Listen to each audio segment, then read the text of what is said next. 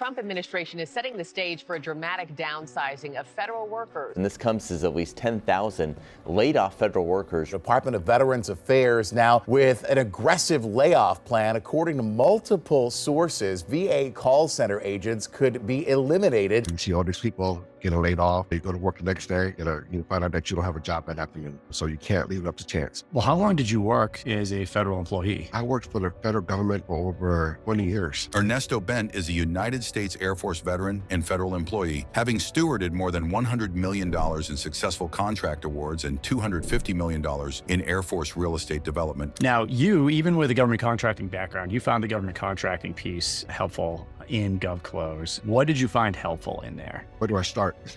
I think the biggest thing, the thing that I really enjoyed was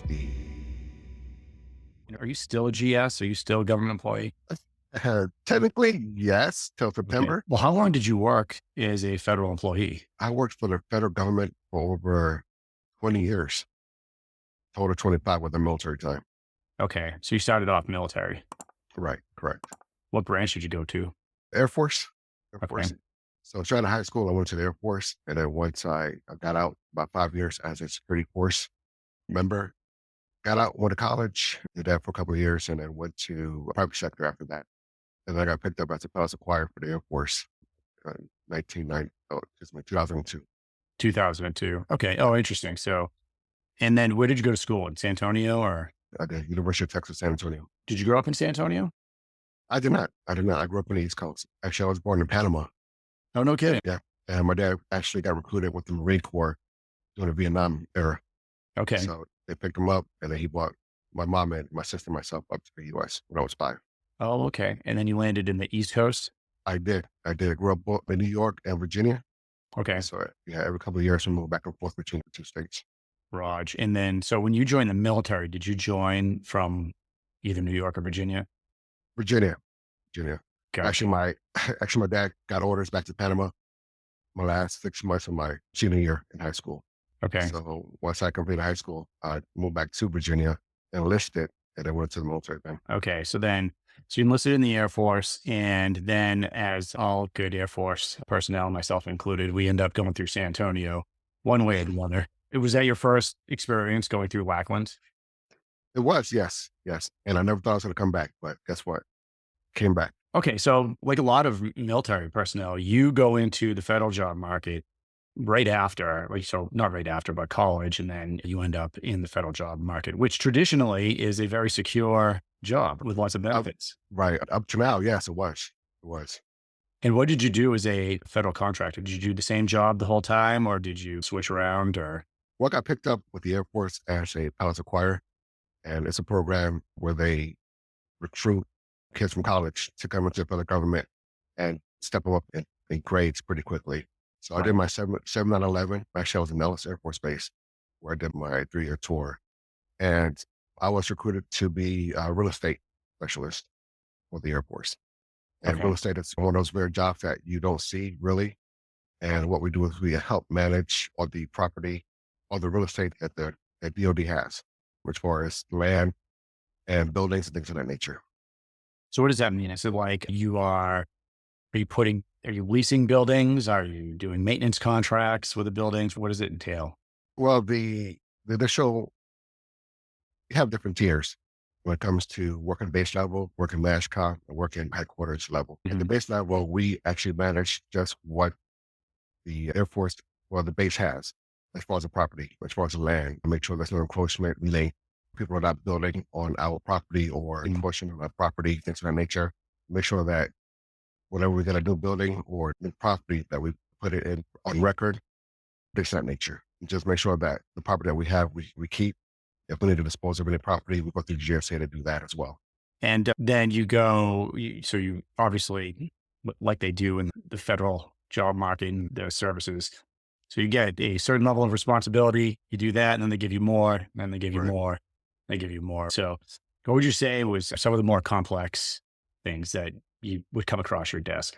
Well, after that, I moved over to San Antonio, where I got picked up with the Air Force. Back there, called AFTEC, to the FRIPA, Air Force Real Property Agency. Mm-hmm. And when I got there, they threw me into the environmental side of the house.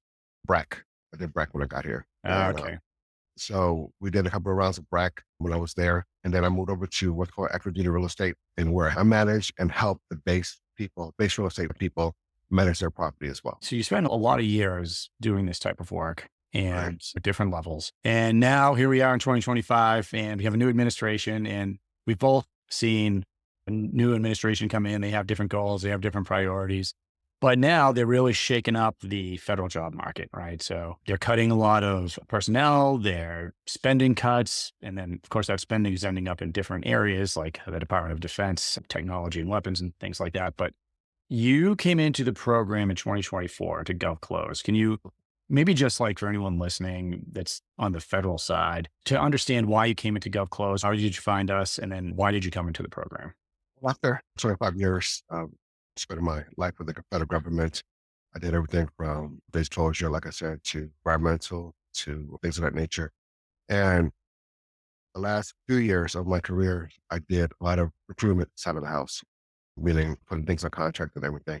I was part of over $100 million worth of government contracts that I helped put on contract, as well as $250 million worth of real estate as well. That is So that was, developed.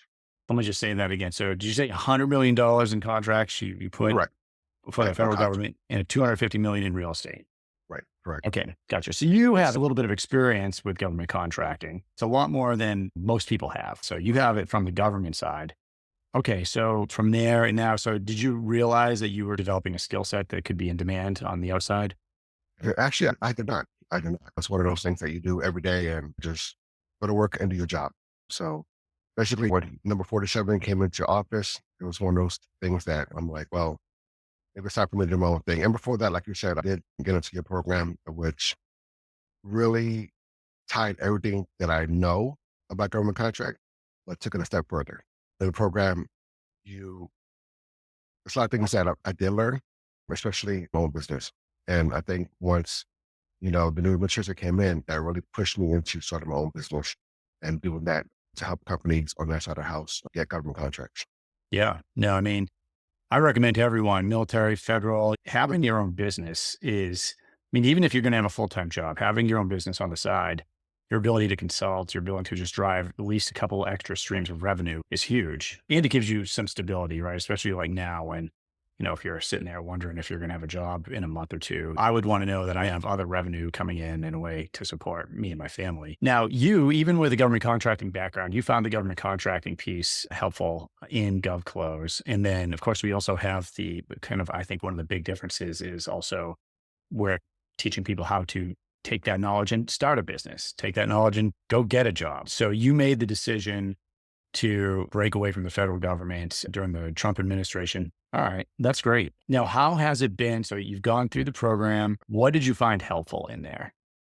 Where do I start? I think the thing that I really enjoyed was the process that you laid out with the roadmap, and from start to finish, being able to put the whole process in a way where people can understand, where people who do not have experience how the whole process looks. People don't understand that it takes anywhere between 12 to 18 months to start the engine going, start getting on contract and things of that nature. So just the whole training from start to finish in order to elevate what I know and be able to go out there and do that for my clients as well, and on a level that's easy to understand. One of the challenges I thought about when I left the military, when I retired and started helping businesses is just what you're talking about is it's extremely complex.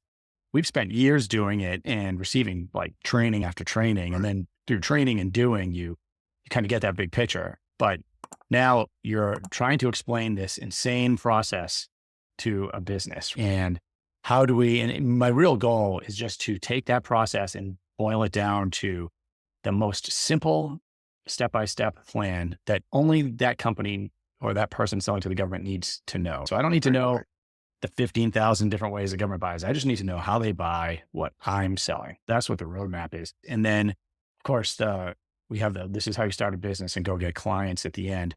You've been certified now for a while. So where do you stand right now? Do you have clients? Do you have a business?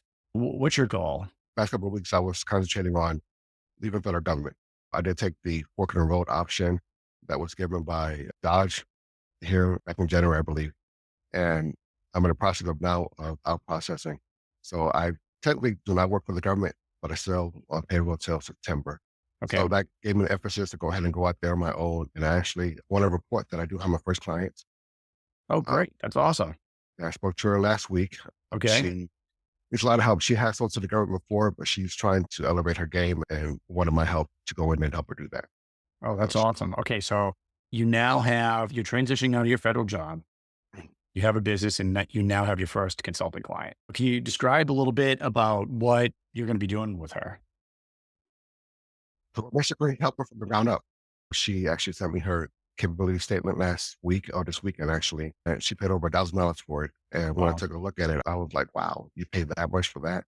It's just ridiculous how somebody charged that much for what she got. Yeah. So myself, she needs a lot of help. And her biggest issue is just the way he taught us is trying to find the right agency to sell to. Now, what she does is she goes in and does coding, things like that for the government. She's a contractor now, but she wants to get more contracts under her belt. So what I'm going to do, what you taught us how to do is take her from step one all the way through the process and actually find who buys her product or buys her services and sit down with her and lay out the roadmap for her to get going. Is this a project based or have you signed on for multiple months? How's that going?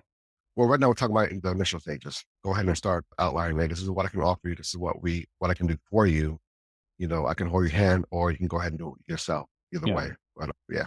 And it's the basic GovClose framework where we are helping a small business or medium-sized company, whether it's the roadmap or something else, it's that initial project that we work with them on. And what's great about that is it gives them time to see you work. So they get to see that you're a professional, you know what you're talking about. You get to work with them and see if that's someone you'd want to work with long-term. And at the end of these initial projects, that's where we're proposing our additional services. And well over 60, 70% of these usually end up converting into a client that's paying you monthly somehow. And that's what's nice about the model because you can bring on multiple of these clients, right? So very common to have 4, 5, 6 clients that are paying you a monthly stipend. I don't even want to say stipend, but a monthly fee. And it's usually, for most people, it's usually between $4,000 and $10,000. It just depends on what you're doing for the client. And that adds up. And what I like about what we do, the program is, regardless if your client is brand new to government contract or have been doing it for a while, we can help anybody coming through. I mean, it's that good put together in order to help whoever we need to help. Yeah, that's awesome. So you already have tangible results from going through the program. What would you say to somebody that is hesitant about joining GovClose? Do it. I mean, no hesitation. Things are not concrete. Things change. You see all these people getting laid off. You go to work the next day, you find out that you don't have a job that afternoon. So you can't leave it up to chance. So that's one of the reasons why I did sign up to the program, is because I want to make sure that whatever happens, I'm able to take care of my family and provide for them. That's great. And I'm glad that you're already seeing results from that. I tell most people, like, the course can pay for itself with your first client, depending on what you're selling as that initial project. So with you, Ernesto, combined with your government contracting background that you already have, you can help a lot of different kinds of companies in the government contracting process. You're already doing some strategy and road mapping, helping an existing company sell to the government. Do you think this is going to be your focus area? Do you plan on broadening or focusing in the future? I think this is going to be what I do. I enjoy doing this. I love government contract and I love helping small business. Like I said, I was on the other side before, and I've seen one contract can be a life changer, a game changer for any company doing this. And then I want to be able to be there to help them get their first contract or the 10th or the 20th contract. So I see me doing this for a long time. I see you doing it for a long time too. And I know just selfishly, I benefited just having you in the program because everyone is always, asking questions. Everyone has a different situation. So whether it is a client that is in one industry, like one client could be in software and another one could be providing accounting services or something, and have two very different experiences selling to the government. We have things like termination for convenience when you're on contract, like a lot of these things that pop up that a lot of people aren't thinking about. So having people like you in there I mean, we have a few others with contracting background too. It's been great because you've been able to answer questions and guide people and provide, hey, what's the government's take on something like this? Which is, I mean, that in and of itself is, I think, just worth putting some time in and going through the coaching calls and being part of the community. Definitely, definitely. And that's one that I really enjoy about the program as well. Is not just your support. I mean, you're there no matter, what we need. We're there answering the question and emails and just being there for us. I really do appreciate that.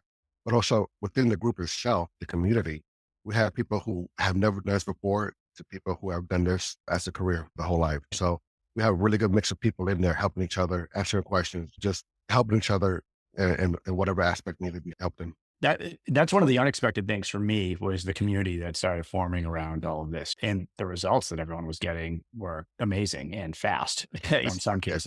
Exactly. So, and that's, by the way, that's also part of when I'm talking about approaching government contracting from a consulting standpoint.